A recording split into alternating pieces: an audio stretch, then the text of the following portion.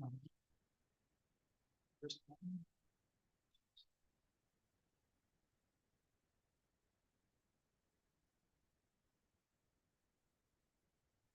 you doing? Hello there. Hey, all right, get there.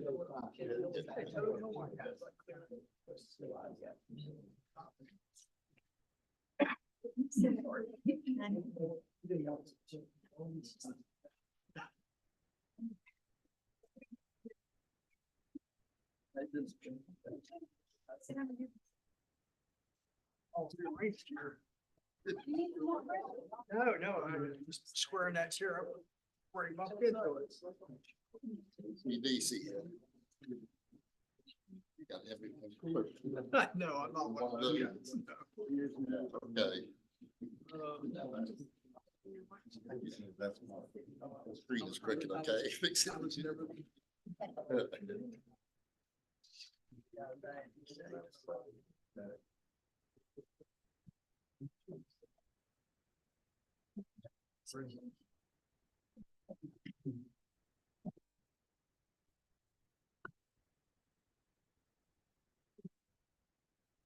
All right, had to get a box of tissues. I've got some allergies going. So if you see me wiping my eye, it's not because the meat is kicking me under the desk. All right, we're going to begin tonight with our invocation by Councilperson Chris Gill from the Solid Rock Worship Center. Will we all please stand? Pastor Greg couldn't make it tonight, so he asked me if I would stand in his stead tonight. So let's bow our heads, Lord. As we are gathered here tonight, I humbly ask for your guidance, your wisdom, and your support as we begin this meeting to conduct the business of our great city. God, help us to engage in meaningful discussions, allow us to grow closer as a group and make the best decisions for our community. God, fill us with your wisdom and grace as we make those decisions that might affect us and all those around us.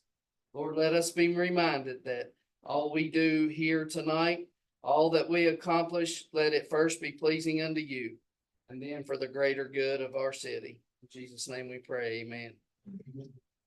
Allegiance to the flag of the United States of America and to the republic which stands one nation under God, indivisible, with liberty and justice for all.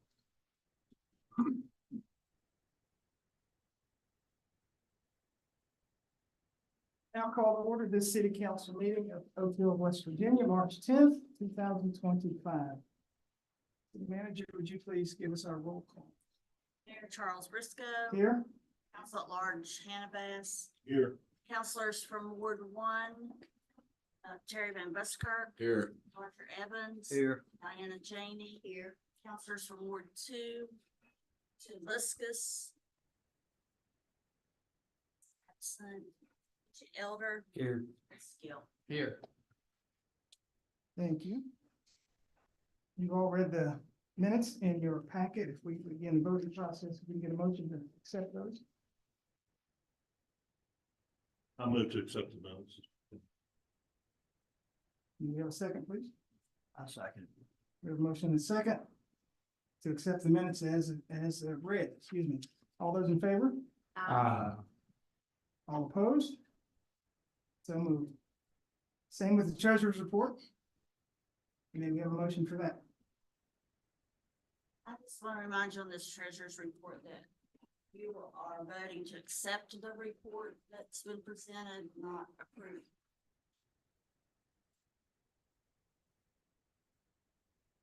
I move to accept the treasury.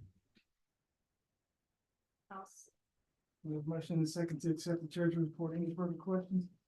All those in favor? All opposed? That motion is carried as well. Do we have any correspondence? No correspondence. All right, moving right along. Citizens' comments. All right, we have first up, former Councilman Charles Smallwood. Welcome back. It's always good to see you.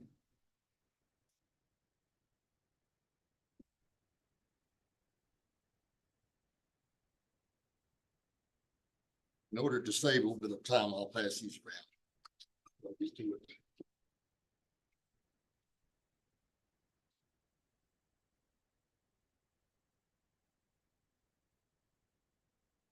This information should be a catalyst for discussion and future actions.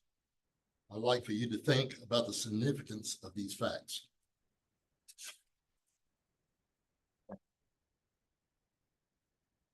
The January 2024 meeting, 5 properties were presented for demolition under the REAP program.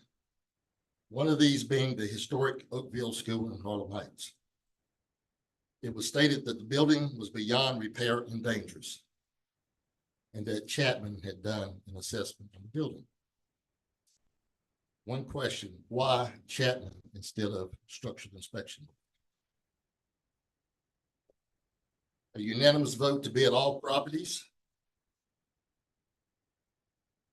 And by the way, the Oakville School at one time was used as a community center and a satellite police station, according to the Fair Tribune 3/26/97. February the 19th, 2024, the bid was awarded. It was stated that the contractor didn't meet the deadline. Told the church representative that it would be their responsibility. Did the other 4 structures get demolished? It was also stated that funds would be available in the fall of 2024. June 2024, delegation of 3 ladies appeared before the council asking about the demolition of the school. They were asking for help. It stated once again, funds might come available in the fall. So the church, using their little money, what they had the building for them. And I would like to know, could the city reimburse the church for having the building demolished?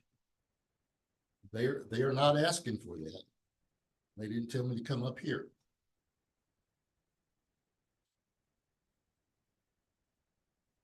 February 2024 meeting, the Parks and Recreation Director stated that the playground at Harlem Heights, Broadway Avenue, was approved for an upgrade, wood fiber instead of pea gravel, 2 handicap accessible swings to meet ADA compliance. It was slated to start in the spring of 2024. Prior to that meeting, an assessment was done in January of 2023 on all parks to check for ADA compliance. And a report was written to make all parks ADA compliant. And this has not been completed yet. I also will refer you to ordinance 2.06.030.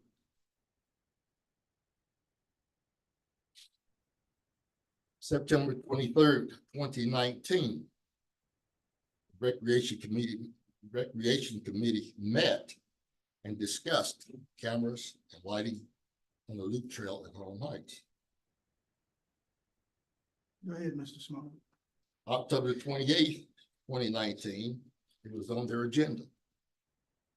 Under council comments, May 2021, September 13th, 2021, there was October 11th, 2021, November 8th, 2021, December 2022, you will find that in council comments that I made, cameras was mentioned. 12/9/2024 meeting, the lieutenant of the Oakville Police Department talked about the importance of cameras. That cameras had helped solve the crime at Thickety Park.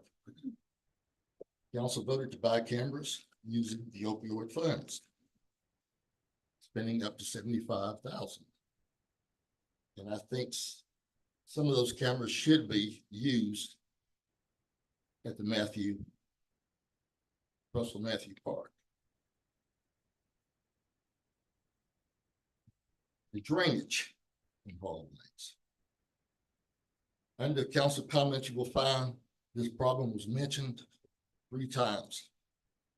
October 2023, Deborah Wallace addressed the council about the drainage problems in Harlem Heights. And we still have that problem. As you see, in the pictures that I'm passing around. June 2024 meeting. A delegation of 3 ladies from the Harlem Heights area talked about the trash issue. It was stated by a city official that the code enforcement officer has been out there a lot, and the city would eventually get blamed for picking on that area. Now, if someone is constantly breaking the ordinance or the law, why not continue to come out?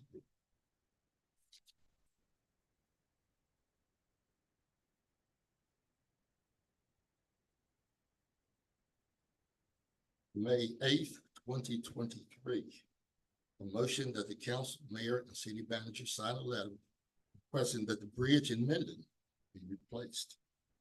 Consideration be given for underwriting costs, and a letter be sent to the Department of Highways. I think there were some petitions that went along with that letter. We still haven't addressed the issue of the bridge. October the 10th, 2022.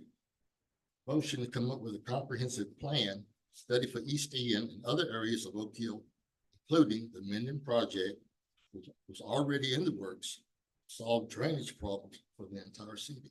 That was a unanimous vote. September the 1st, 2022. A motion to rename a portion of Kelly Avenue, behind Comac, to OHHS CHS Alumni Lane. Now, after 2.5 years later, we've moved inside. Also, I've mentioned several times that the sidewalk in front of that building needed repaired. And by the way, there's a sign right below this building that says Kelly Avenue.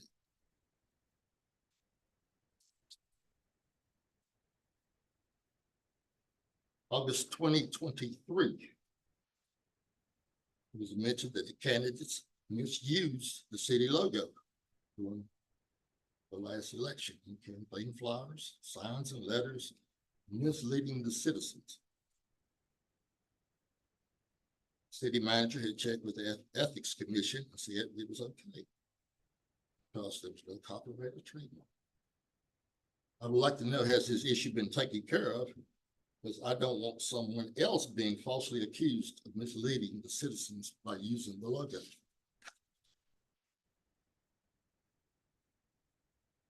April 2023. Council authorized the city manager to process a highway historical marker from West Virginia Archives and History for Marion McQuaid. We don't have that marker yet. Veterans Memorial.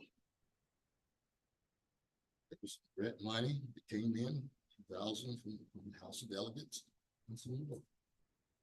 I think in the Economic Development Coordinator report, she indicated that New River Gorge Regional Development Authority had openly offered to help the city with any kind of plans. That's still a work in progress, by the way. I'm on that committee. We have accepted the design. We're also working with, what's the Woody Williams? I can't think of the guy's name. Woody Williams. He has the Gold Star Awards for families. We're possibly going to try to add that to the memorial. So that's why that's taken a little bit of a change.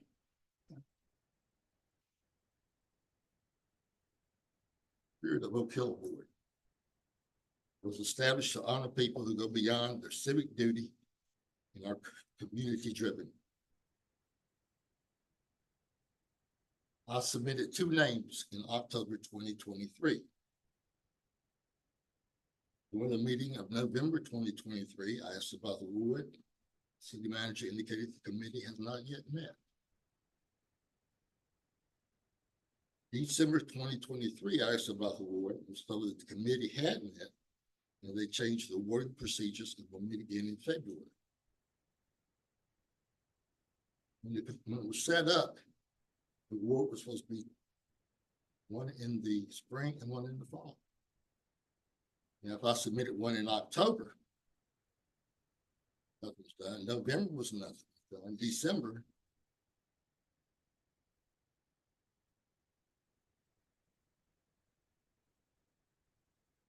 welcome video tour. Someone mentioned about video motion. And I would urge you to look at go on the website and look at the welcome video tour there and see if it represents.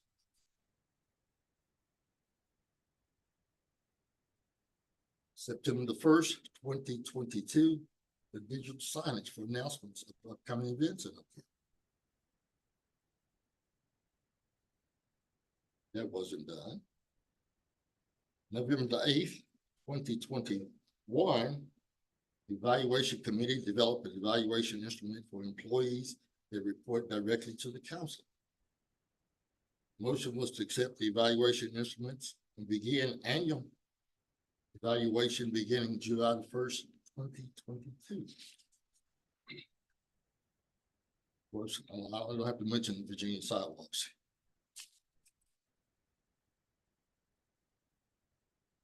The March the 13th, 2023. Consideration to add deputy chief to Oak Hill Police Department, second reading. Is that in the ordinance? Not added.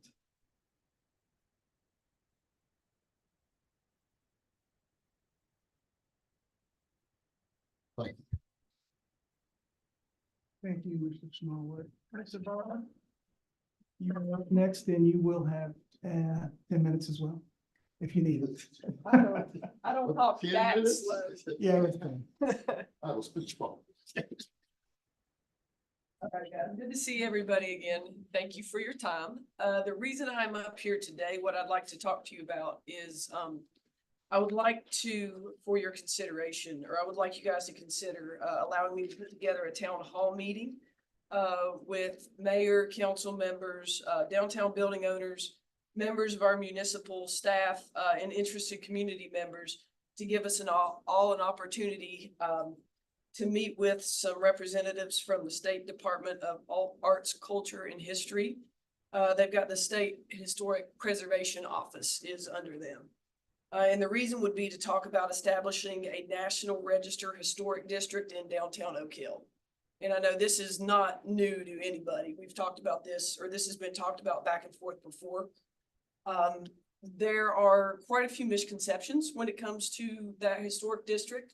And it's been kind of confusing to try to get through it all. But by the time we got to the root of it, the bottom line is, I think it's something really worth considering for the city. I've already reached out to the State Preservation Office, and Cody Straley is the gentleman's name. He is the National Register and Architectural Survey Coordinator.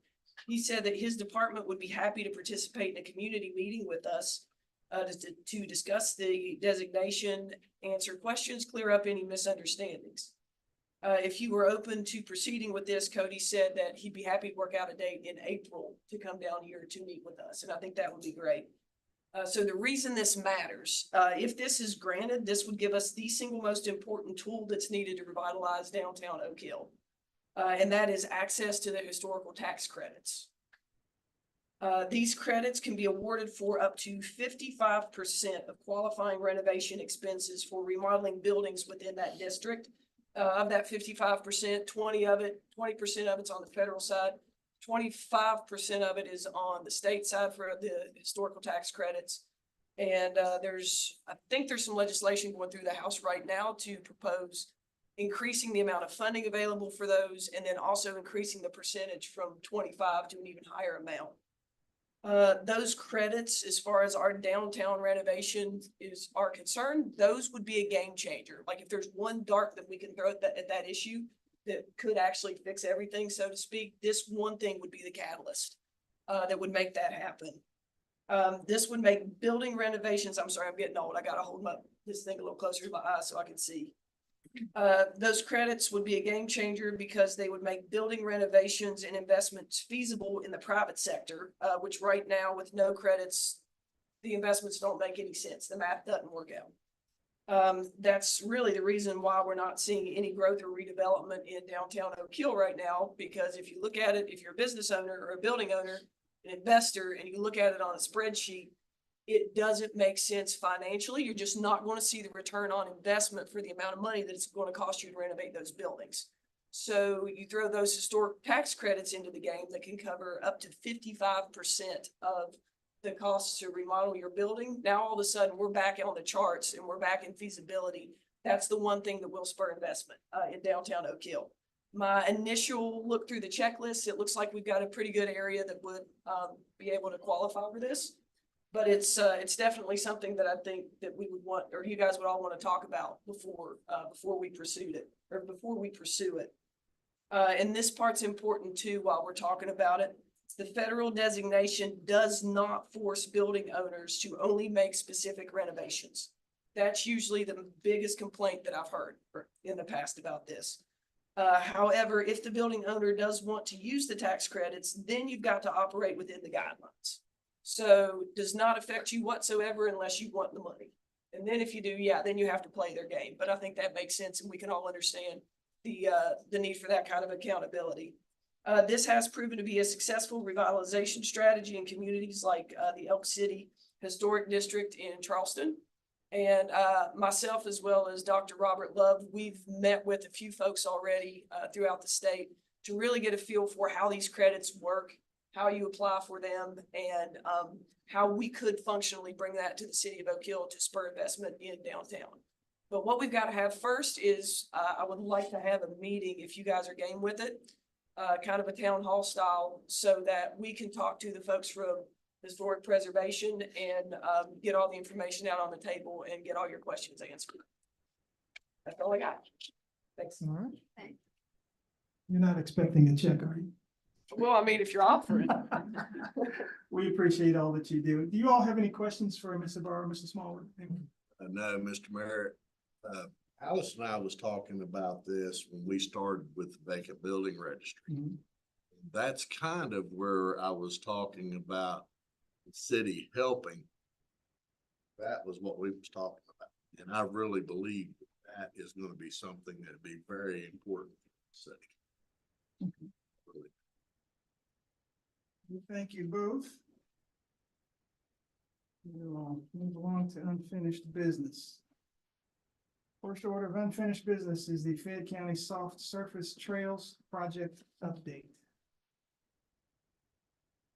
Good evening, folks. I'm Cassandra Lawson. I'm with Region 4 Planning and Development Council. I think most of you probably know John Tuggle, our executive director, especially as he resides here.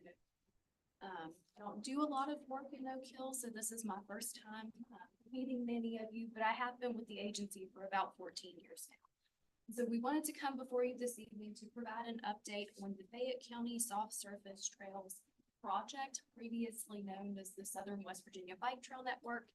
And it is a project that has some age on it. So I'd like to present you with a short history of the project, where it is today, and what we are doing to try to move it forward. The original project, as I mentioned, was titled the Southern West Virginia Bike Trail Network, linking trails and communities to spawn economic growth. And the original partners were the funding agency, the Appalachian Regional Commission, the West Virginia Department of Highways, Region 4, and the New River Trail Lines. The project received funding from ARC in June of 2017, with the DOH serving as the basic agency for those funds. The Appalachian Regional Commission is kind of like a quasi-federal agency, but it just serves the area of Appalachia. And anytime that agency funds a construction project, they require that you partner with another federal agency to oversee the construction of the project, because they are a smaller federal agency. At the time that this project was funded, that was really the only option for this project. And the Department of Highways also committed the entirety of the cash match that was required for the project as well. The original scope was to develop connector trails that would link existing trails to one another, along with the use of West Virginia DOH roads via way signage. And the original project was to promote linkages across communities, spawning a 3-county region, including Fayette, Nicholas, and Greenbrier counties. This proved extremely difficult to fit within the confines of the DOH program for a couple of reasons.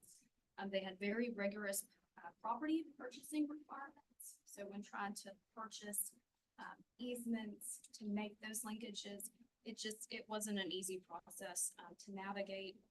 Their engineering requirements were also very stringent, and they just really were not on board with promoting the use of, highways, promoting bicycle use on US highways. After about 3 years of scoping discussions, in June of 2020, a scope to develop a paved rail trail from the Whipple's Ford to Glen Jean was agreed upon. However, in 2021, the matching funds for the project were unexpectedly reappropriated. So that just kind of left the project in limbo. By this time, however, the West Virginia Development Office was providing this basic agent service that we're talking about. So it did provide at least an opportunity to work with the Development Office as the basic agency, if the matching funds could be found. In late 2022, the New River Gorge Regional Development Authority was approved for a $1.5 million congressionally directed spending request, what we all call earmarks. That was on behalf of the National Park Service, and it was from the Department of the Interior.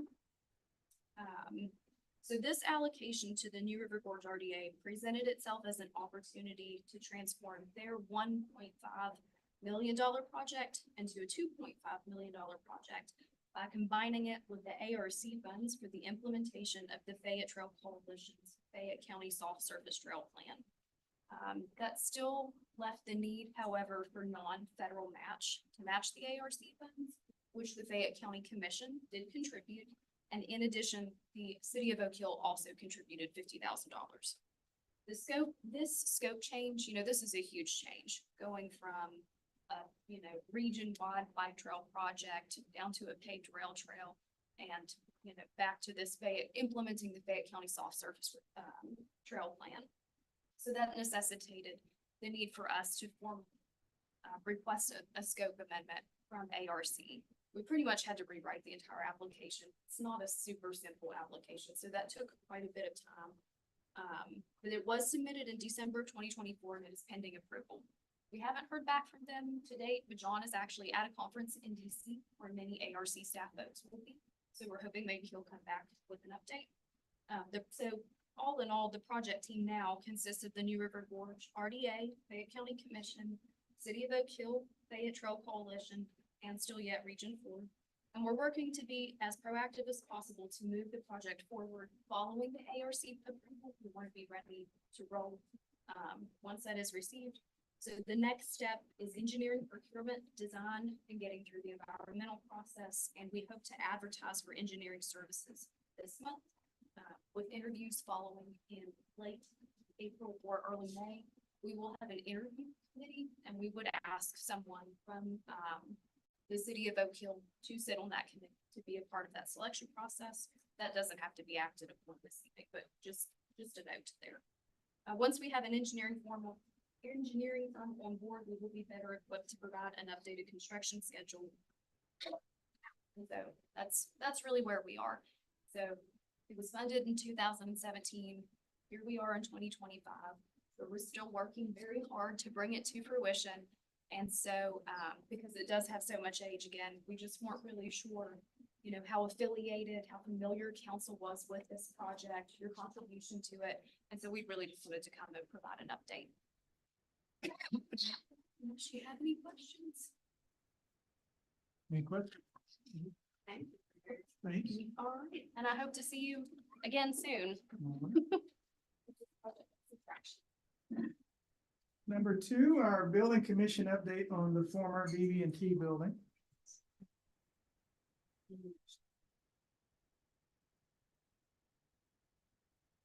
And sent an email.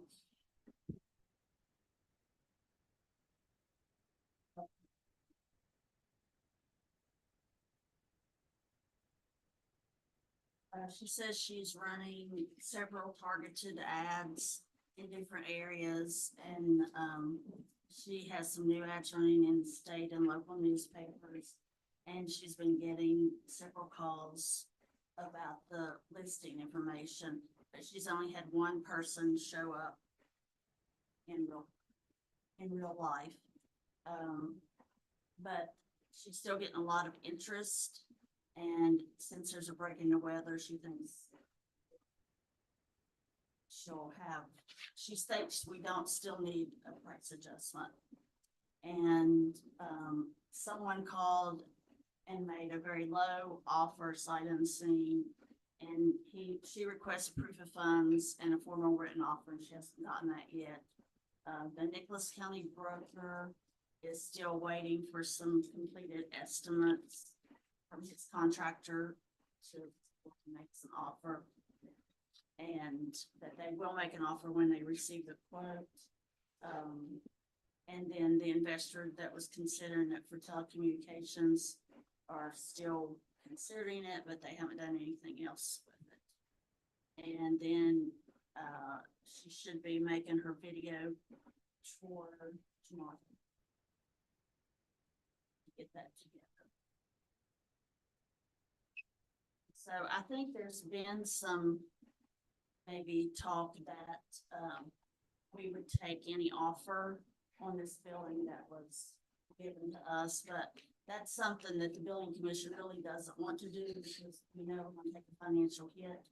So we still would like to remain firm on the price that we have, that we're at $675,000.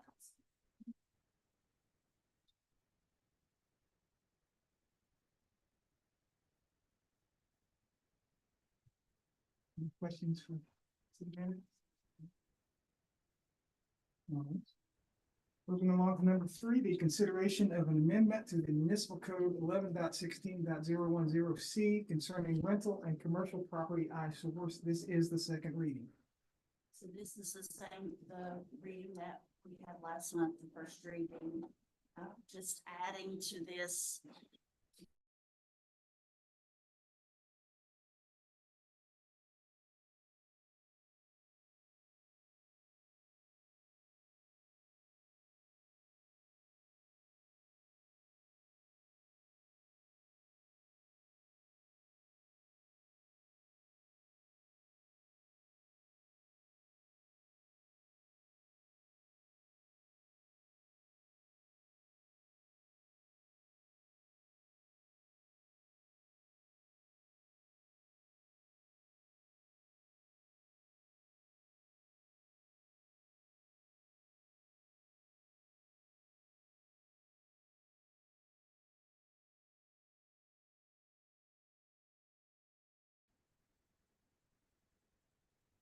And talk to you all, let you know what she does, what the firm does, how that all works.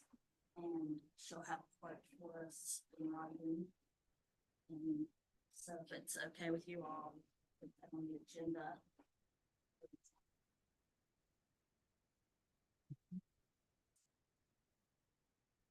They do a lot of stuff.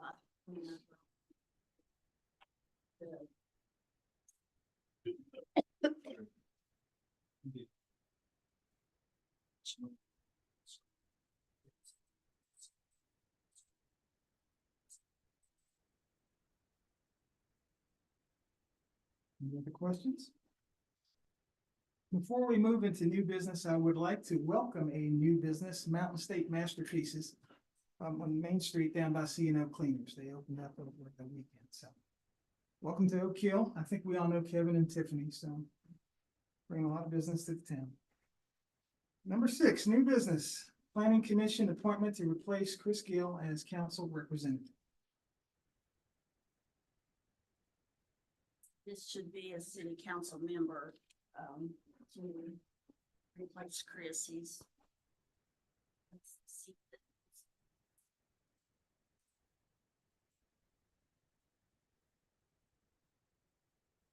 Take that spot.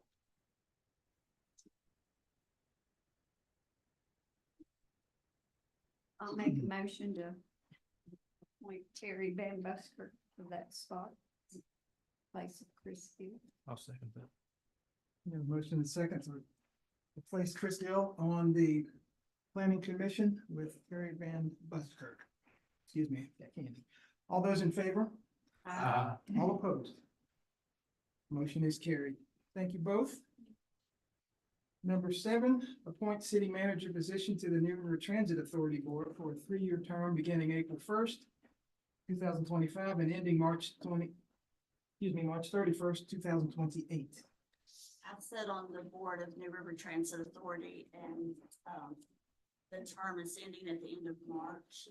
And so they have asked if we could just appoint the city manager position so that when city managers change, they don't have to go back and have.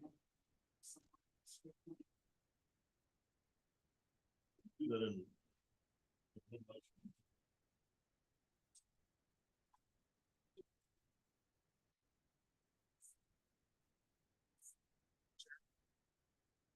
To point the city manager position to the New York Transit Authority Board. Or maybe,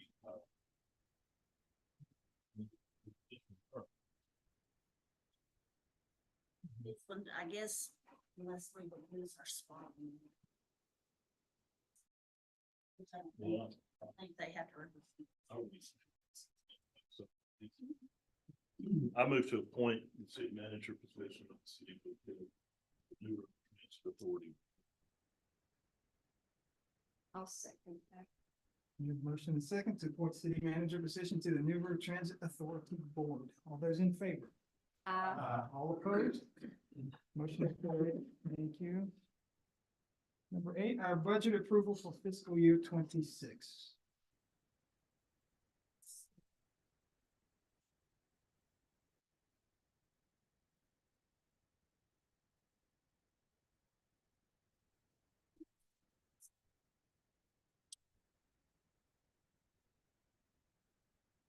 So this is basically the same thing that we talked about that we've been looking at. When we got our rates or our amounts from the county, we ended up with about $36,000 extra, I think. That was almost exactly enough to cover the PEIA increase. I think we had maybe like $2,000 more.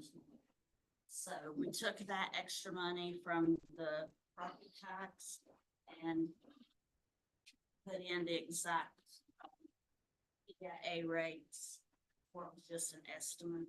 So we put in those rates. And so we are expecting 6.2 million, 6,287,103. We're planning or estimating a fund balance carryover of 350,000. It does not show in this number. And then our expenditures.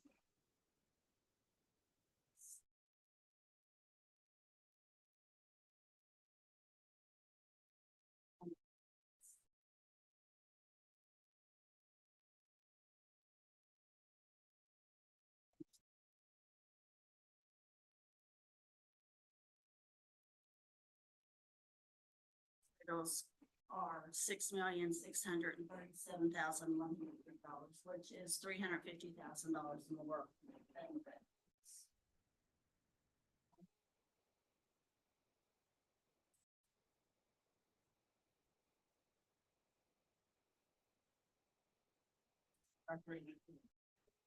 What is its balanced budget of that 6,280?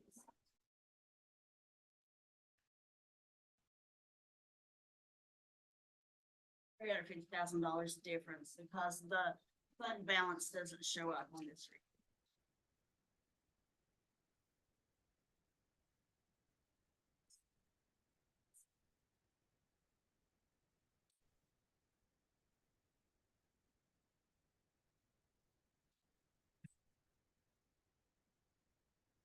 And that was in your packet, or if you want us to look at anything on there.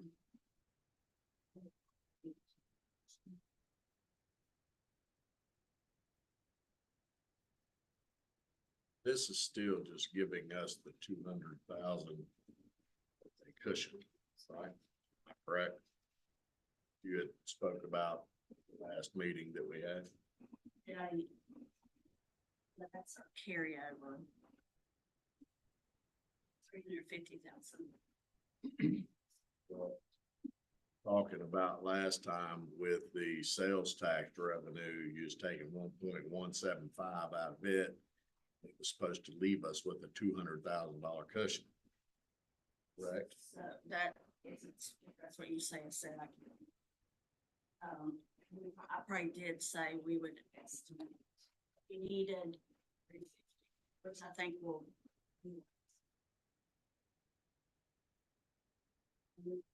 Just roll that over into the next year.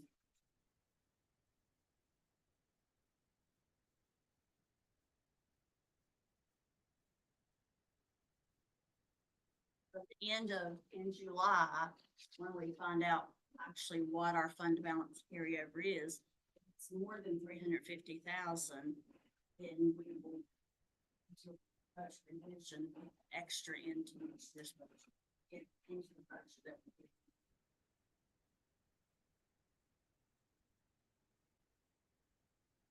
What was the carryover from last year? Do you remember? This budget?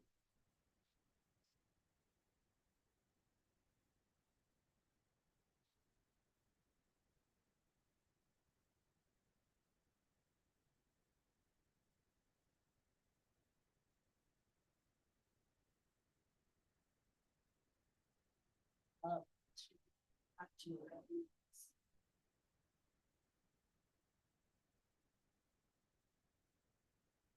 Transfers.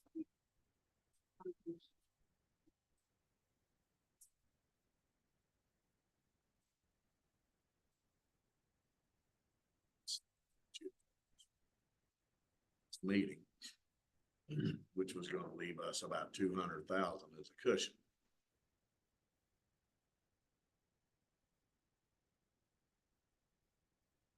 That'll leave about 200,000 in the pay fund, I mean, in the sales That's what tax you're fund. saying.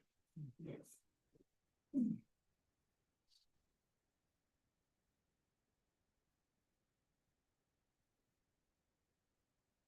I'll be honest, I've looked at the budget for the last 2 years. And year before last, we had to move 912 to cover the year. This year in January, we moved 250. And in February, we moved another 400. And me personally, I cannot vote for this budget because I do not think that it is obtainable. There's just no way I can do that. I feel that we're setting ourselves up for failure, and if we're only leaving ourselves with $200,000, use $650,000 in 7 months. How you're gonna cover next year at that, 200 left over. And granted, I understand we may get 300 carried over from this year. What happens if we don't? And right now, I've talked to several business owners, and B&O tax is gonna be way down this year. Sales tax are gonna be down this year. So, I mean, I just don't understand where that's gonna come from. It's the one thing that worries me. We do have to present a budget that our expenses understand that. equal our revenues. I understand. I just can't think there. Mr. Busker, what would you change? To be honest with you, I don't really know. I don't know where we can go with this. I've sat down, I've looked. And I know overtime is something that we have no choice. Okay, I mean, I understand police officers, they have overtime. Street workers, they have to have overtime, and we got a bigger winter this year than we've had in the last couple. I just don't really know where we can go different. I really don't know.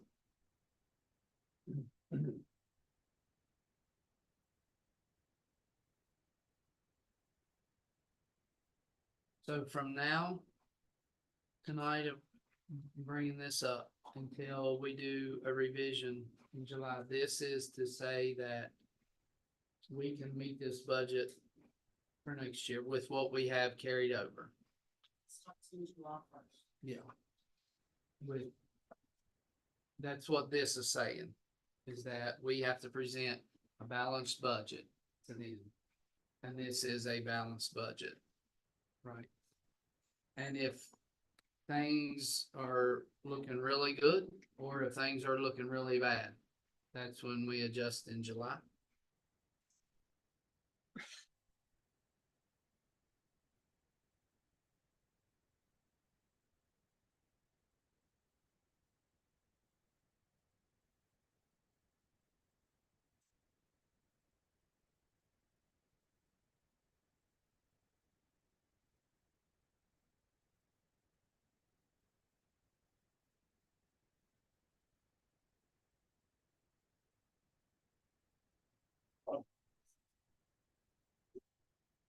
We have to.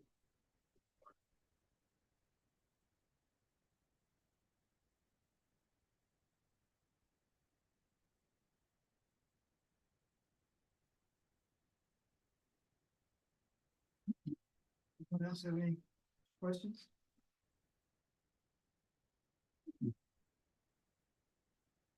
Take a moment, prepare the vote.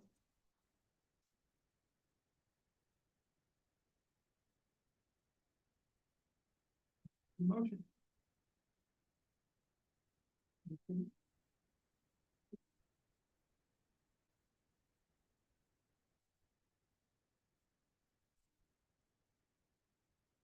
Second.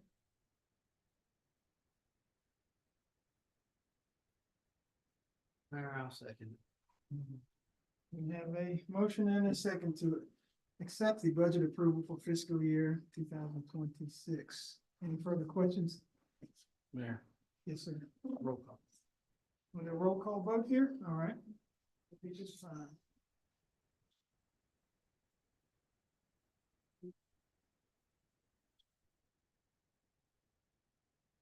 Okay. No. Yes.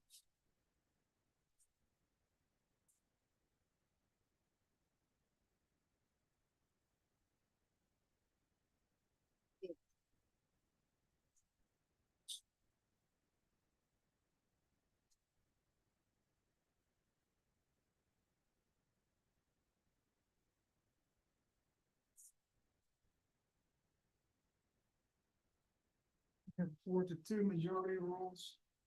So that motion has been passed. Move along to our workshop on land reuse agencies. Good timing. That's right. Thank you. Would you like a brief moment to set up and I'll let these guys take a quick recess? That's fine. All right. Thank you. Guys, we'll come back in 5 minutes. How are you? Nice to see you. Good to see you.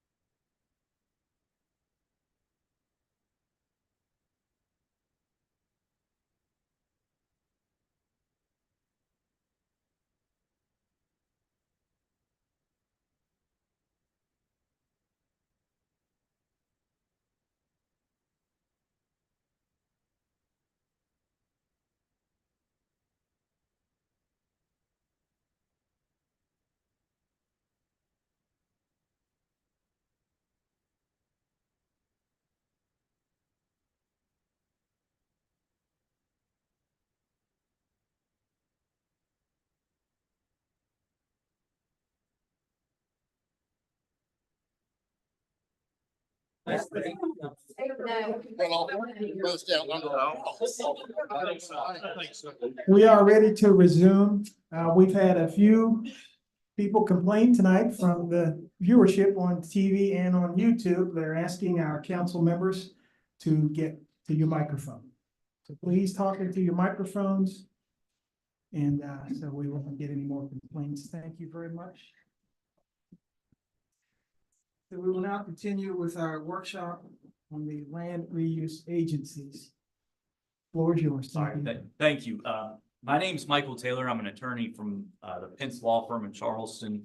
I've been assisting the city of Oak Hill in a property matter related to the Collins High School, former Collins High School. And as part of that kind of process, that created a larger dialogue with the city regarding, well, what do we do about vacant, abandoned structures, tax delinquent structures, when we have unique situations such as the Collins property or really any property in the city? How best can the city address these types of structures, buildings, properties that are vacant, abandoned, maybe routinely delinquent on taxes, attracting the wrong element and things of that nature. So that is what a land reuse agency is for. The West Virginia legislature created in 2014 this thing called the Land Reuse Agency, and it permitted counties and or municipalities to create a separate agency. So it's not, the city council, it would be a separate agency that has its own separate board appointed by the city to address these property issues throughout the city. And the reason that the legislature passed such a law is because we all know when there are dilapidated structures throughout the city or the county or abandoned or just property that's not being taken care of, it's a blight, and it affects the neighbors, it affects the community as a whole. And so what the legislature did was use this statute to allow the cities through this agency or county through its agency to address these issues. So that's, in a nutshell, that's what a land reuse agency is.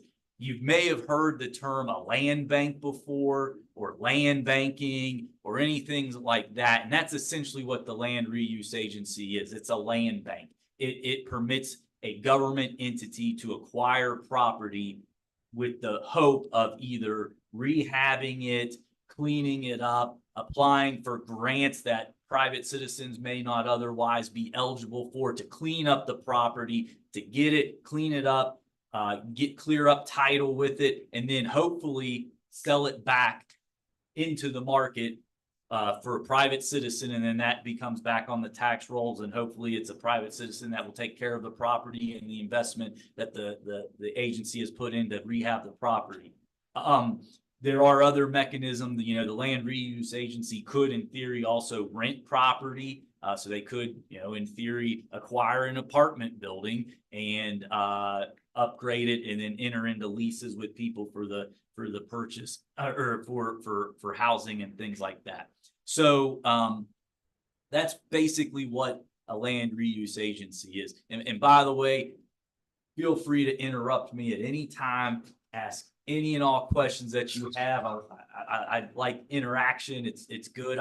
Otherwise I'll just drone on up here until you all fall asleep about the land reuse agency. So that's what it is. So why do you want one? For the reasons why we have a land reuse agency, or why the statute created one, is it allows the city or a county or a government agency to address these issues. The city is very restricted in its ability to acquire property, to sell property, and things like that. Cities, if they are going to dispose of property, they'll have to auction it off. And if you auction it off, you may not get the investment that you want out of it. There's other restrictions that you have to deal with this. The land reuse agency does not have any of those restrictions. There's very little restrictions on a land reuse agency in the terms of acquiring property and disposing of property. There's very few restrictions. In fact, one of the main restrictions is that a land reuse agency cannot exercise a thing called eminent domain, which eminent domain is essentially the government's ability to say this, we need this property for a public use and pay you for fair market value. The land reuse agency can't do that. They otherwise operate in what we would call the open market or the free market. They can approach anybody and say, we'll pay you X number of dollars for this property. The person can take it and say sure, or negotiate, or say no, and then the land reuse agency maybe goes on to the next piece of property or whatever. The land reuse agency can acquire property through gifts, through transfers from other government agencies. And so once the land reuse agency has that property in their possession, the statute requires them to basically put it back on the market, or put it, so the public knows that the land reuse agency owns this property. And if you want to buy it, how much you want to sell it for? You can sell it for any amount. It's up to the land reuse agency to decide. So if they buy a piece of property for $1,000 and they get $10,000 into it, they could sell it for $11,000. They could sell it for $400,000. They could sell it for $1. They have, whatever they want to do, they have the power to decide what's best in moving these properties. Some, especially when you're dealing with dilapidated and abandoned structures, you may run into a situation where the property maybe looks good in theory, it's in a good location, or it's near a high traffic area, or it has a nice structure on it, just needs a little bit of work on the inside. So the land reuse agency could buy it for whatever they buy it for, put as much money into it as they want, and they could sell it or lease it or whatever. So land reuse agency is a very good agency that can be created to deal with these issues. And the land reuse agency is not restricted in the type of property they can buy. I keep mentioning, abandoned structures or delinquent taxes or dilapidated structures or things like that. That's not the restriction. The land reuse agency could go buy the nicest house on the block if they want, so long as somebody is willing to enter into that transaction and the land reuse agency deems it an appropriate purchase. So it's literally no restrictions. It would just be like the government opening it up its own real property kind of investment firm and operating that to some extent. So that's basically what a land reuse agency is. Now, not everything's perfect, right? And so I'm not going to sit here and tell you that there aren't issues with land reuse agencies.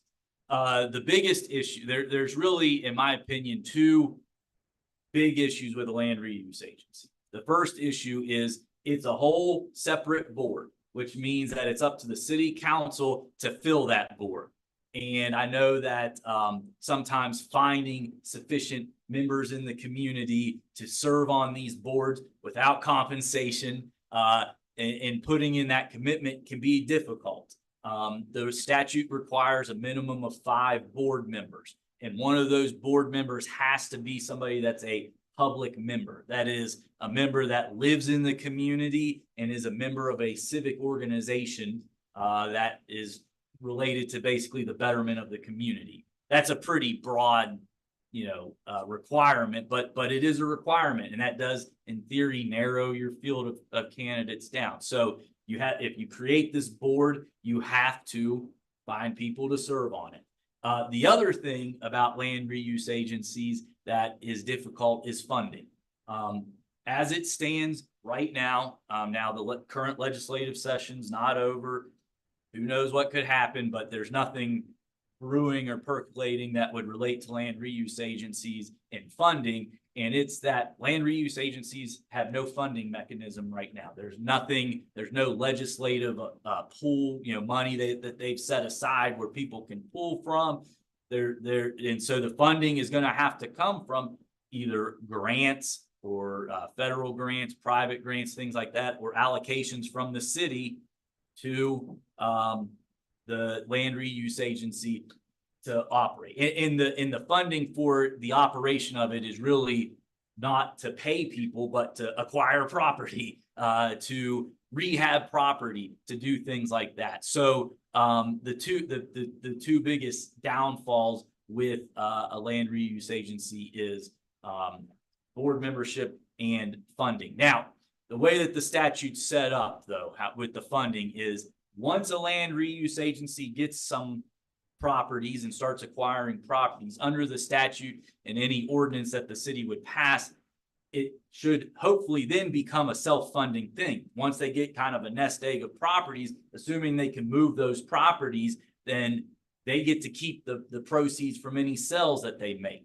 And so that's a way that they can generate revenue by acquiring properties and then selling them, hopefully at a profit. That profit can be put back in the land use agency to continue going. The other thing is, you may not even have to buy property. People may be willing to transfer property over to you, to the agency for free, and then that would help with your stockpile of property.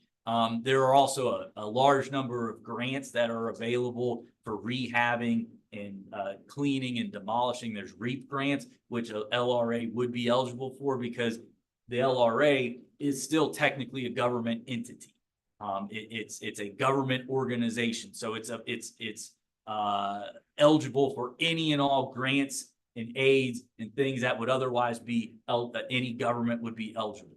So that's something that also is hopeful, but as of now, there's just not a lot of great funding opportunities out there. I mean, admittedly, that's the hardest part with land reuse agencies.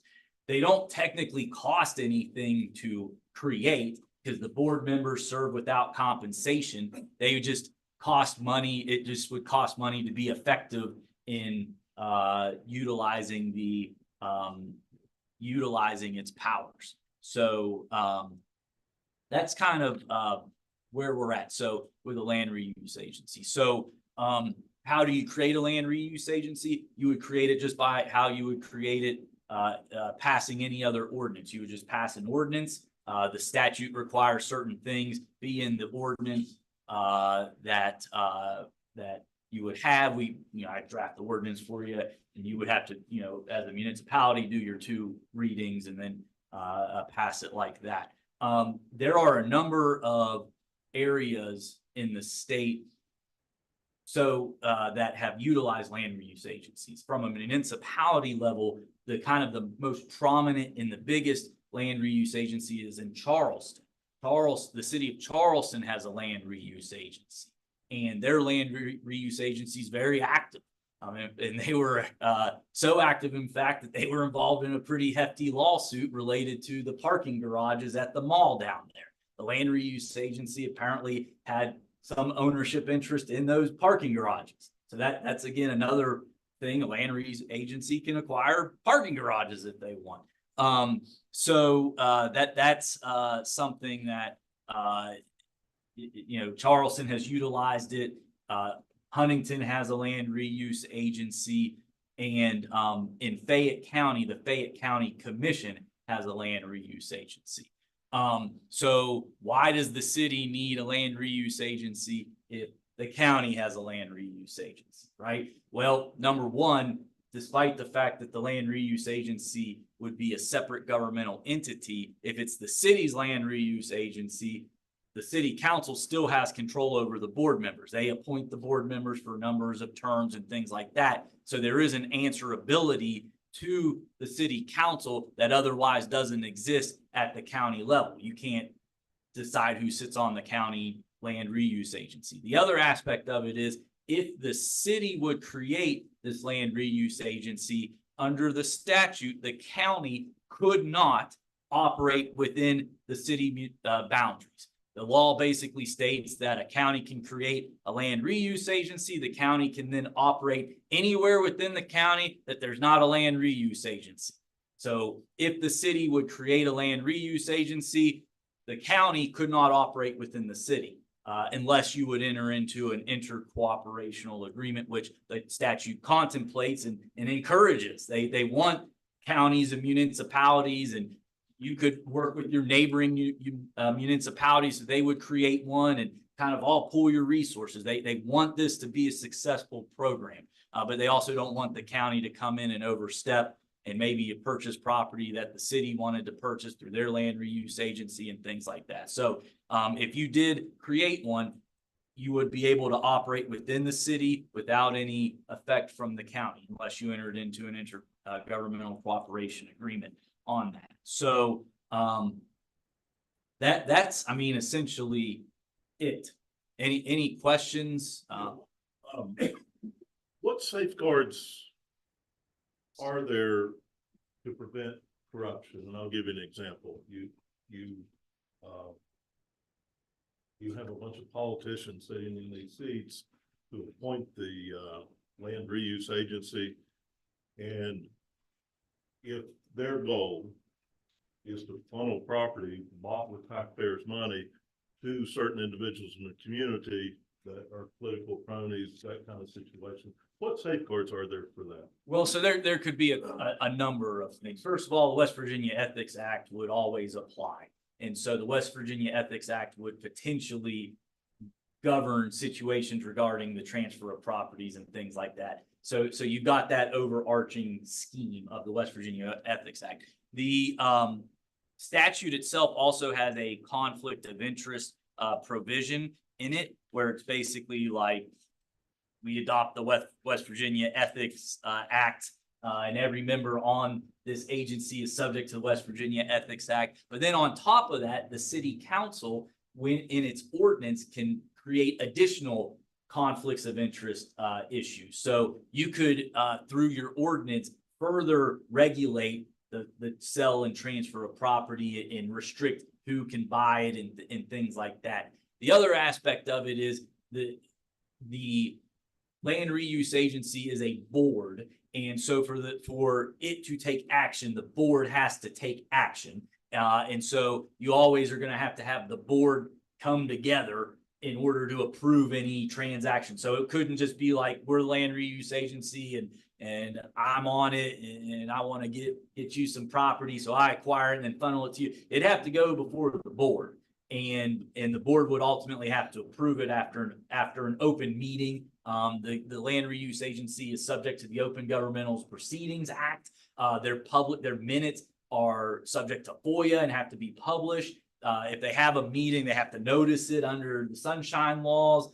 The other aspect of it is in the statute, every land reuse agency meeting must, by law, have a public comment section. So the public can come and they have a right to speak at the meeting.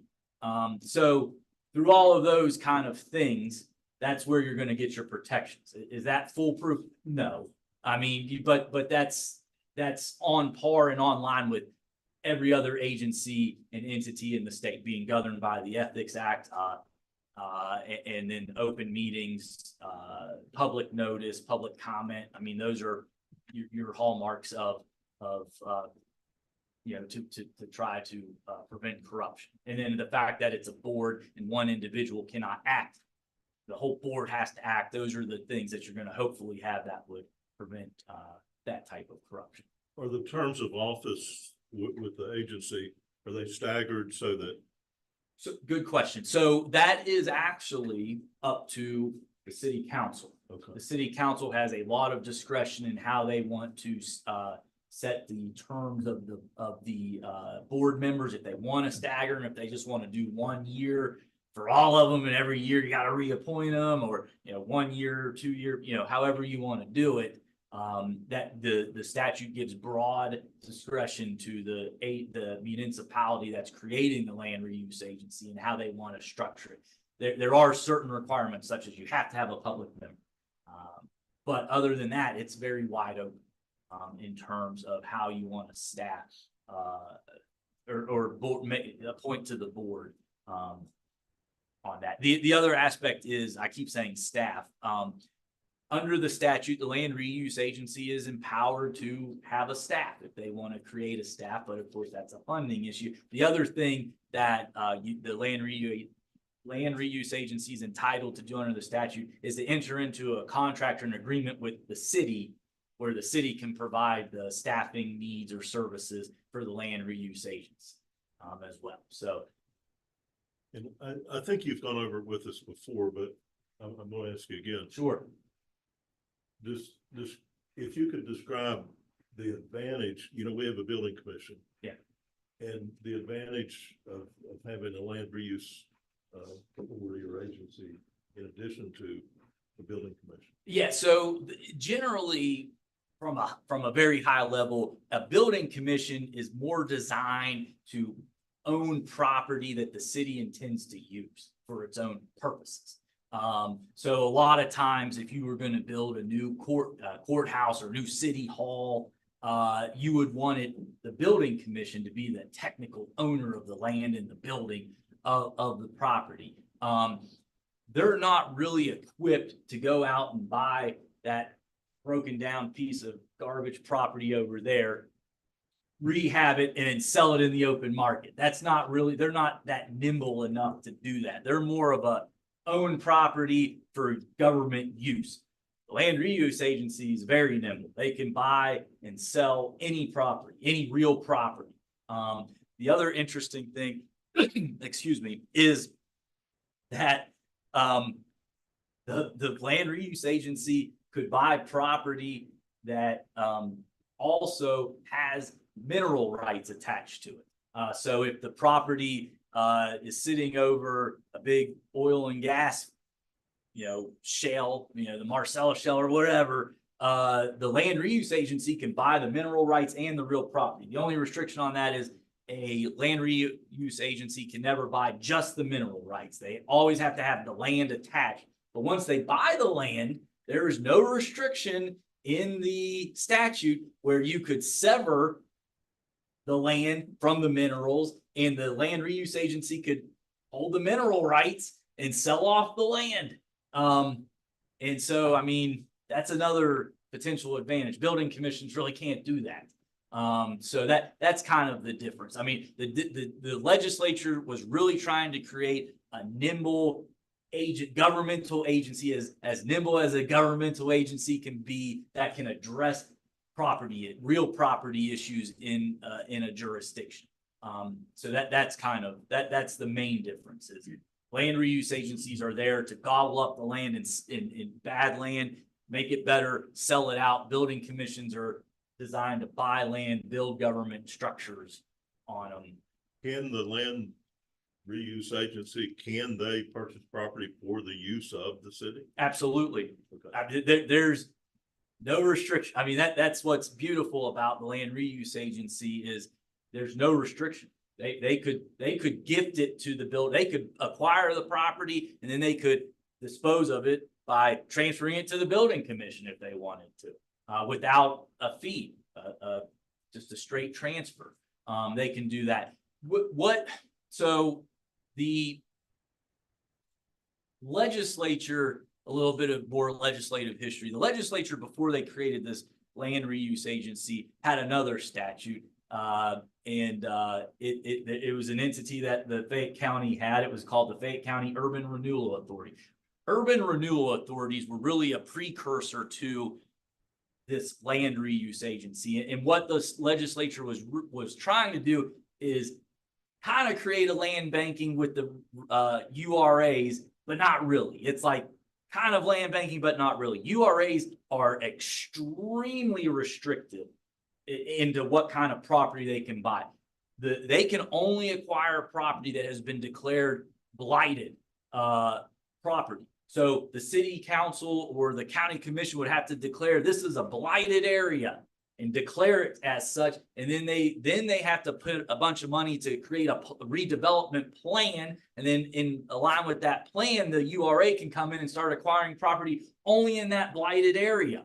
And then under the plan, they had to redevelop it. And then if they wanted to sell it, it's the most convoluted selling process in the world. You get a bid or you get an offer to purchase, and then under the URA law, they have to take that offer and advertise it and say, we just received an offer to purchase this property for $5. We've got to advertise it. Now we've got to have public meetings on whether we should accept this offer, or if anybody else wants to come in and make an offer. And then it takes the selling of property months, if not a year, to sell property, right? And then they've got all these restrictions. LRAs are completely different. They can go buy any property that they want. It doesn't have to be a blighted area. They can go anywhere within their jurisdiction, purchase the property, and then once they're ready to sell it, the board would take action to approve the sell in one public meeting. You don't have to advertise the bid price that you got.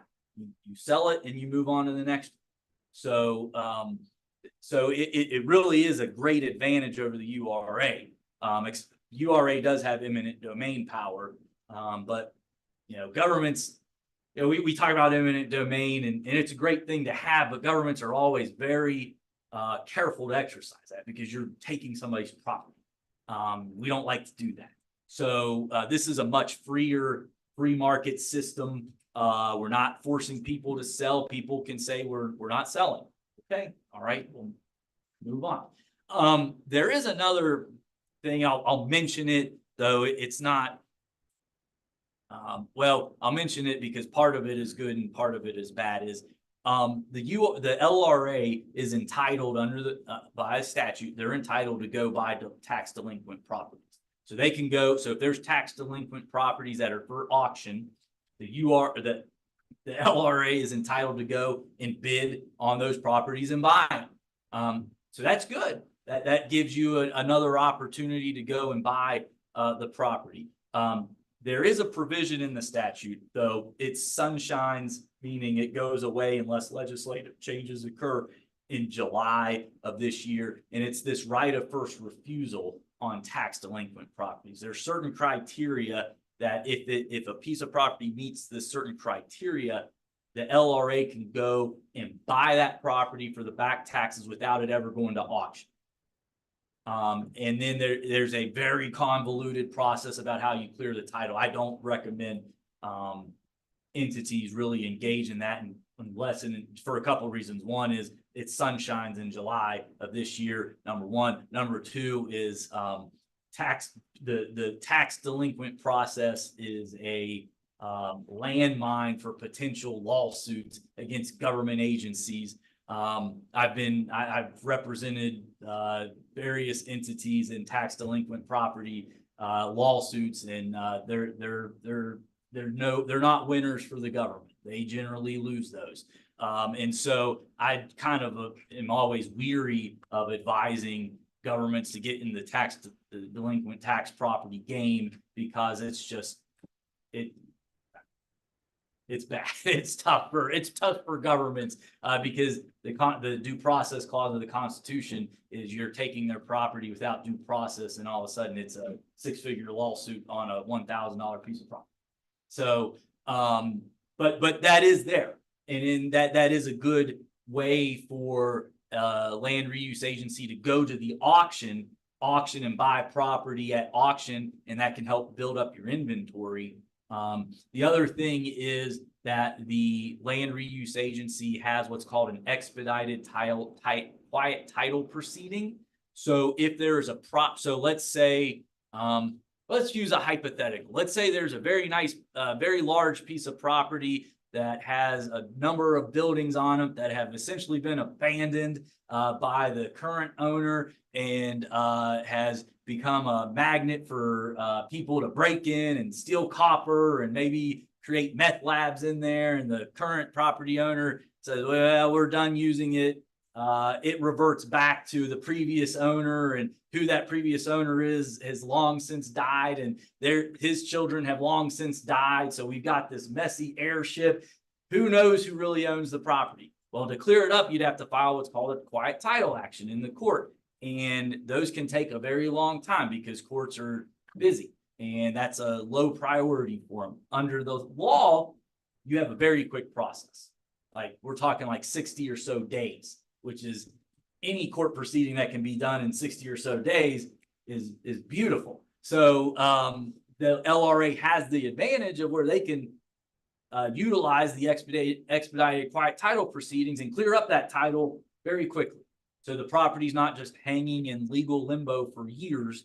The statute's very much designed and encouraged to allow, take the bad property, get it good, get it back into the open market, back on the tax rolls, and back into private citizens' hands. Can the land reuse agency, acquire debt? So yeah, there are provisions where they can enter into loans and promissory notes and things of that nature. So they could go get a loan on a property, they could get collateral, use property as a collateral and things like that. Thus far, they can get bonds issued, things of that nature. So far, I'm not overly familiar with the inner workings of the Charleston Land Reuse Agency in terms of what kind of debt that they are, but the other land reuse agencies in the state generally are trying to just not engage in practices of getting loans and things like that. They're looking for grants and free, cheap and free property. That's really what they're looking. But it is a option available. It's a power that the entity has. The other thing is the land reuse agency is a separate entity from the city council. So any actions or inactions that they take fall upon them. So there won't, a lawyer could do this, but legally, the actions of the land reuse agency are separate and apart from the actions of the city council. So if they do something wrong, it should not result in liability on the part of the city council. It also, the land reuse agency is entitled to sue on their own name. So if they need to take a legal action, they don't have to involve the city council. So there's that wall of separation between the two entities. And you said there's one person that would be on the LRA that has to be part of the public, community or organization. What about the others? Is there any? Totally up to the city, as to how they would like to, who they would like to put on the board. Other than the one member must be this public member, and this public member has to be a resident in the jurisdiction, is not a public official or employed by the city, and just maintains a membership in a civic organization.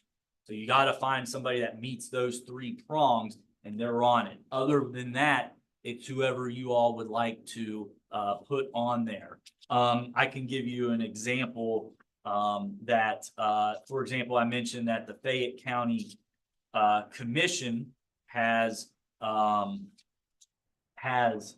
land reuse agency, and their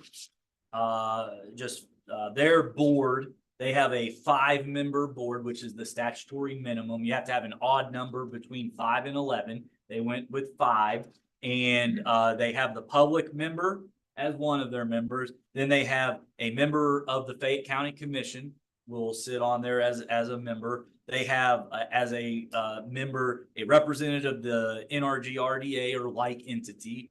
So Regional Development Authority representative, a representative of the County Commission's Beautification Committee or like entity related to redevelopment, and then another elected county official. To be blunt, that's a very restrictive board member list. I probably would say, for your all's purposes, keep it as broad as possible. I generally tell agencies that, especially government agencies, that you're already hamstrung by the laws enough. Don't restrict yourself even further, because it just, you get into situations where you limit the number of potential people that can serve. So, that's kind of, you guys have wide discretion. Wide discretion on the terms. You can serve for a year, 2 years, 5 years, you can do that. Stagger them would probably be good as well, because I think the Fayette County Commission decided to put everybody on a 1-year membership. So that means every year, you're either renewing 5 people or you gotta go find new 5, So, I think the function of that is more so that the Fayette County Commission was the first county commission in the state to have a land reuse agency. And as it stands, they're still the only county commission to have one. So I think there was a little bit of a caution as to how we're going to operate, to make sure that we're good, that things are okay, that it's working. Any questions? Any other questions? Any questions? Yes. What about liability for the LRA and immunity for the individual board members?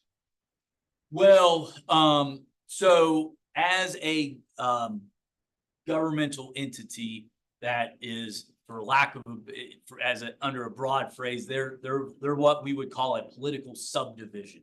Okay, so the state is organized by, you have the state government, and then you have county government, and then the municipalities, but then you got things like boards of education, or the planning commission, or the land reuse agency, or the URA. And those are what we call political subdivisions.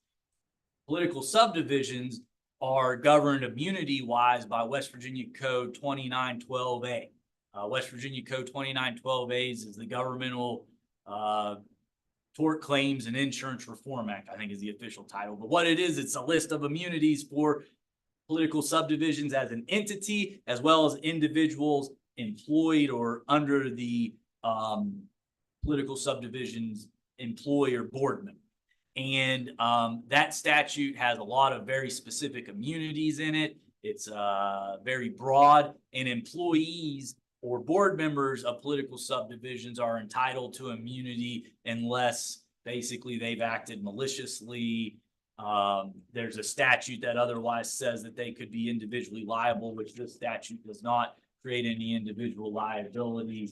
Or I think the third one is outside the scope, manifestly outside the scope of their employment. So if they've done something manifestly outside the scope of their employment, then they would lose that liability, immunity. So as an individual on the LRA, very broad immunity. The entity itself also would be a case by case scenario as to whether the entity itself has immunity.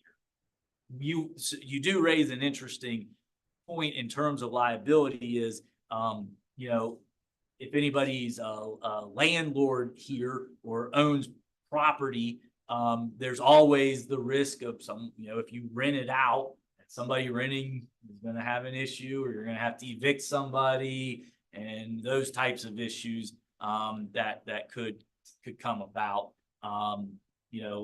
So you got some liability concerns, but otherwise covered under the 2912A immunity.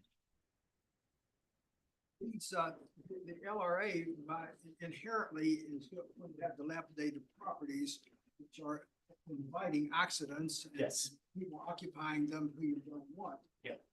I think the liability issue could be a challenge. It could be, but you get into, so not only do you have 2912A available, which is specific statutory immunity for the entity, you would have all of your other, what we would call common law defenses to a claim. So let's say you had a piece of property and that the LRA owned, it was an old structure, abandoned building.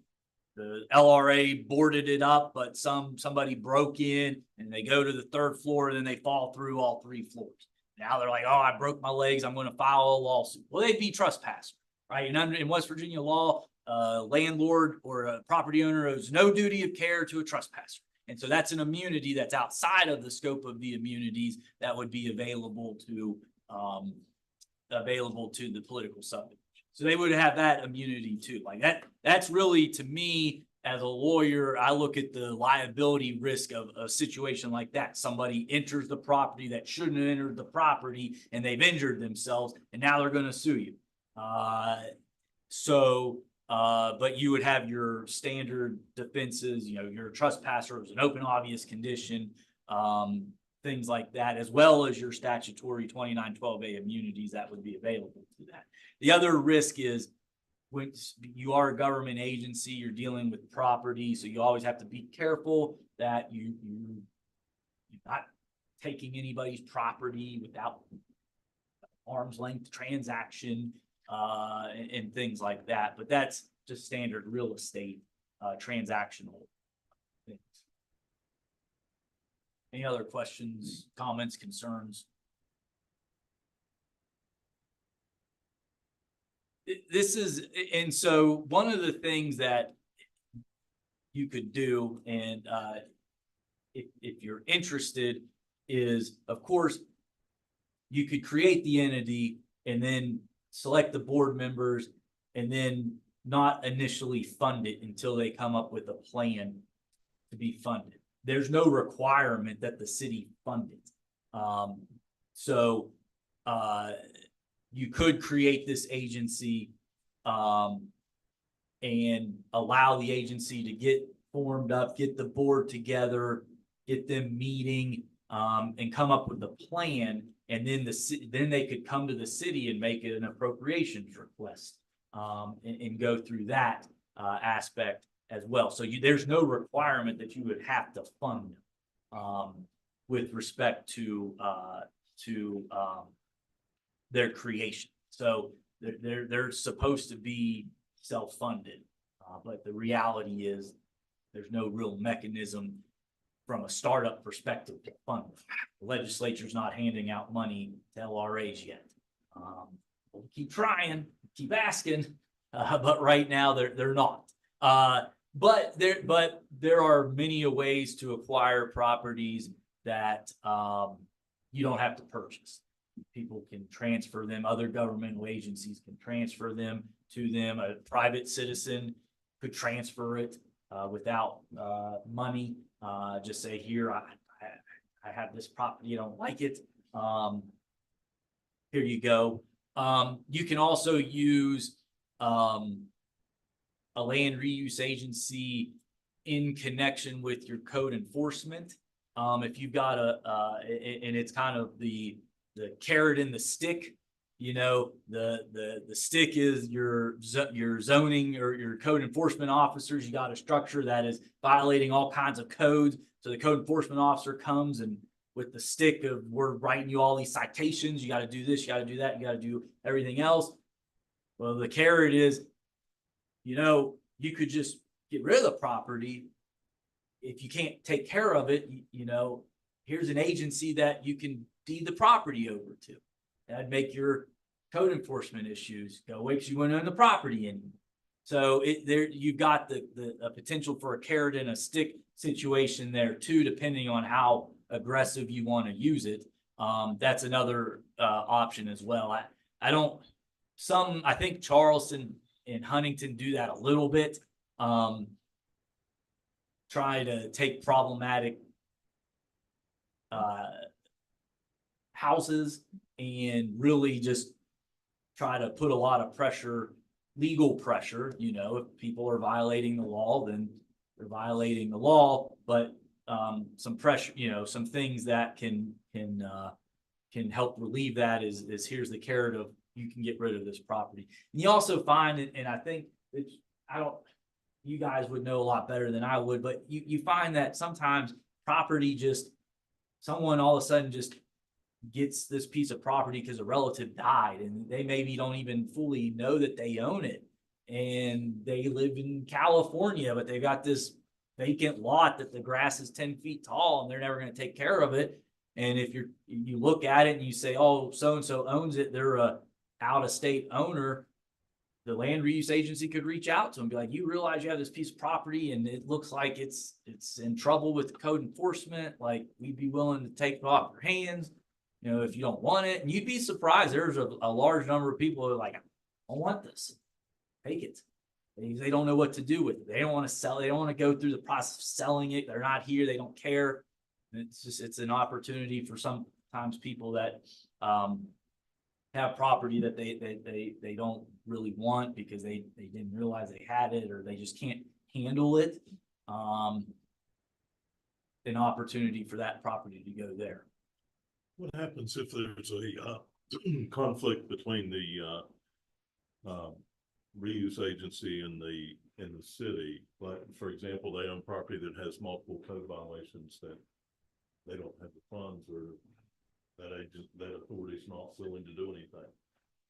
That, that would be a difficult, I mean, the land reuse agency would be subject to the laws and the codes and things like that. I mean, so, the enforcement of that would be, you know, what would probably ultimately happen is, that they would get, you know, hey, land reuse agency, you owe this property that the building fell down and now it's a hazard, clean it up. We don't have the funds to clean it up. We're gonna assess you. Here's your assessment. We don't have the money to pay it. We're gonna attach a lien on your property then. And then so when they do finally sell it, first lien, the city will get their money for the assessments on that. And then land reuse agency would get the remainder if there's any when the title gets cleared through a property transaction. Likely be. But hopefully we would, there would be discussions and things that we would avoid a conflict. But because you all are separate agencies, city can enforce the law against the agency.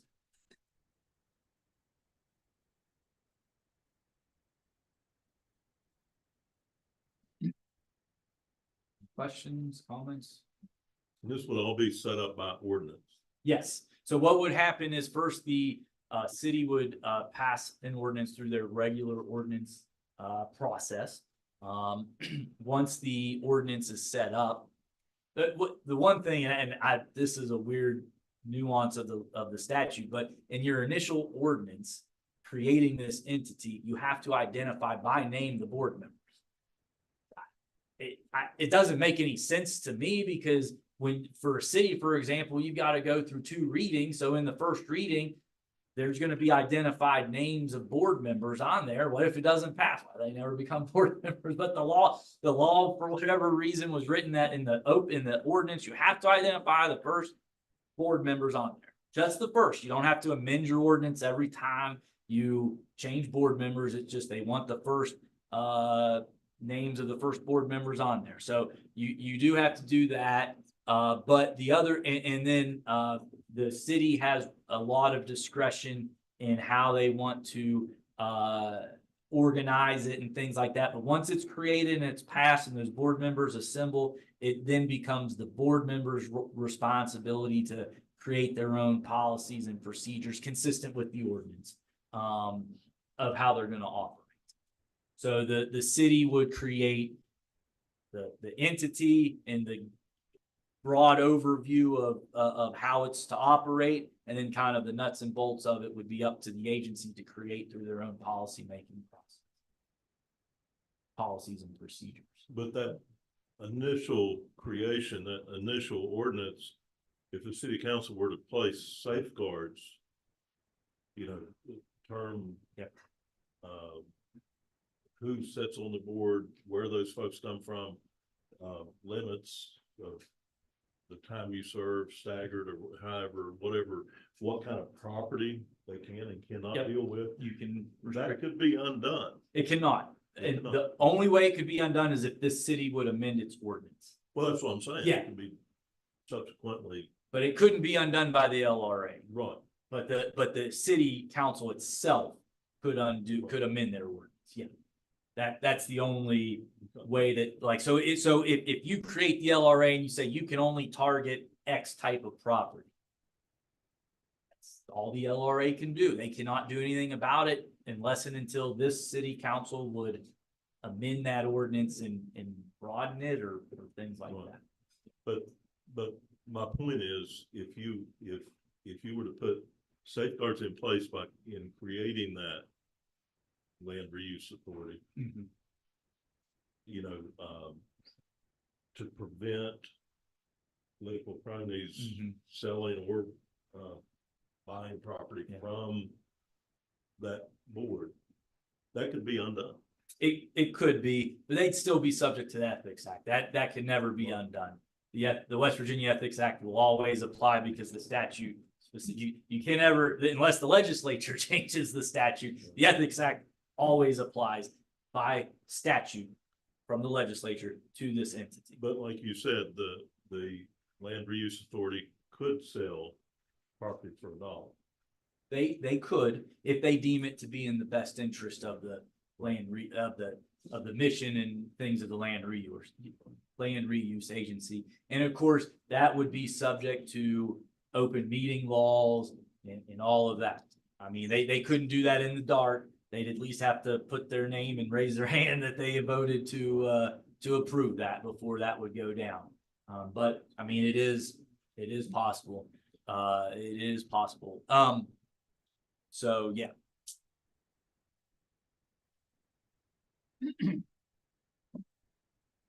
Any other questions or comments or concerns? All right. Thank you. Thank you, Mr. Taylor. Thank you. Thank you. Well, we are at that almost closing time. Do any of the department heads have anything to add to the reports already? Okay. We do not have any MS4 information this month, so if we may have a motion to accept reports from our departments, we will wrap this up. I'll make that motion, we accept the reports. Can we have a second? I'll second. Now we have a motion and a second to accept all the department reports. All those in favor? Aye. All opposed? Any council comments? The ayes have it, sorry. Any council comments? Mayor, I do. Yes, sir. I have a few. I'll try to be really quick. First, I wanna give my support, because it's probably not gonna be an agenda item or anything, but for what Allison said tonight, I just want to go on that I support what she's trying to do there. I think that's a great thing. And she was just saying she basically wanted council support blessing, so I want to go on that I support what she's trying to do. The second thing is I want to give a shout out to the Public Works Department. The past couple weeks, they've been out picking up litter. When the weather has not really been presentable to do big projects, they've been picking up litter and brushing sidewalks with the street sweeper, cleaning it up and leaf blowing sidewalks. I caught them up in a residential area today, and that helps make the city look good, helps restore pride.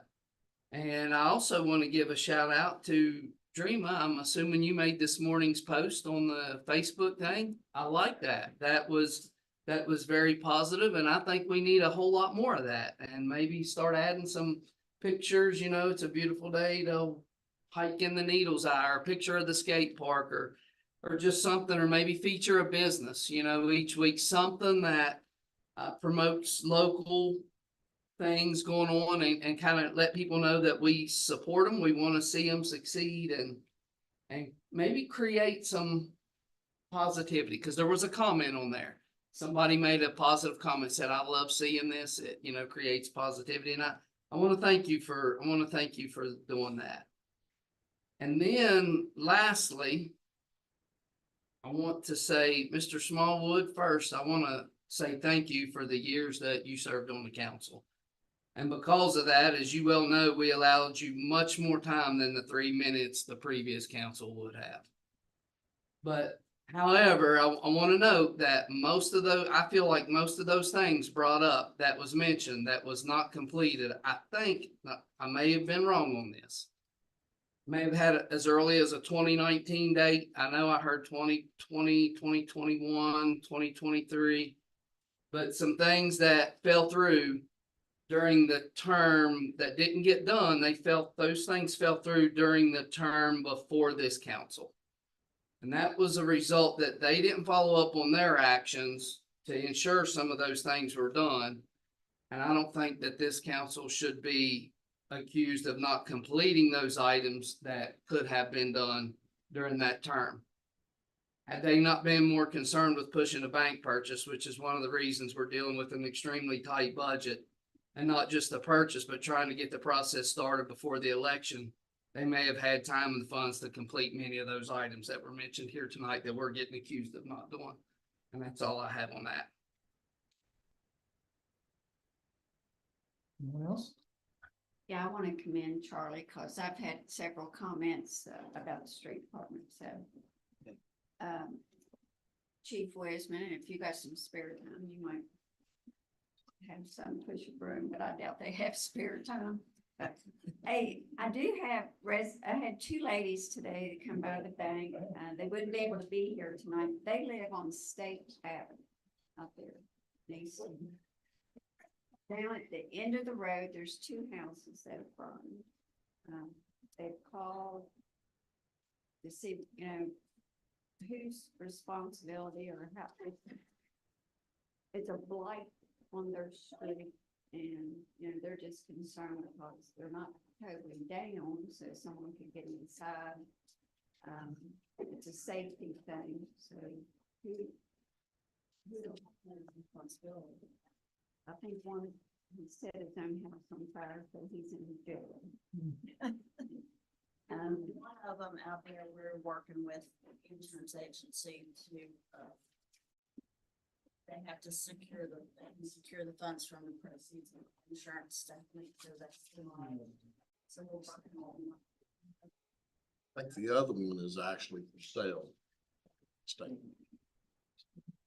I was just out there a couple weeks ago.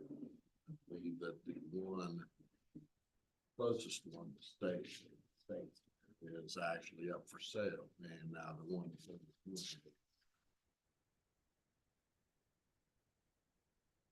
So we have to go through that process of, we have to place the lane and notify them. I know they're homeless and stuff.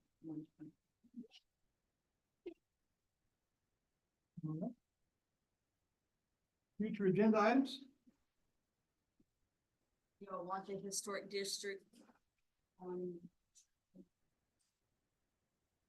And I do support that Allison brought up tonight. That sounded great. Allison, that means. I think she left already. But yes, that is a great program, and that was what I was telling y'all before in the vacant building, vacant building registry was talking about. Allison had already talked to me about that process that might be able to help some of these vacant properties. I really believe that that is going to be a good thing for the city, and I do believe that we need to give her that support. And what about the land reuse agency? Yes. Yes. Any announcements? All right, Mr. Smallwood, you. Yes, sir. 8 of those items was from last year. I just want to make that correction. All right, thank you. We will have our budget workshop right after the meeting, our next council meeting. No, that is incorrect, not having a budget workshop. Next council meeting will be April 14th, 2025, and also the laying of the levy will be tax day, April 15th, 2025. If all minds are clear, anyone want to make that one motion that we adjourn? I'll make that motion. All right, thank you all for coming. I appreciate seeing commissioners and a former commissioner here. And I see Toad's gotten out of here, but that's all. Thank you all for coming.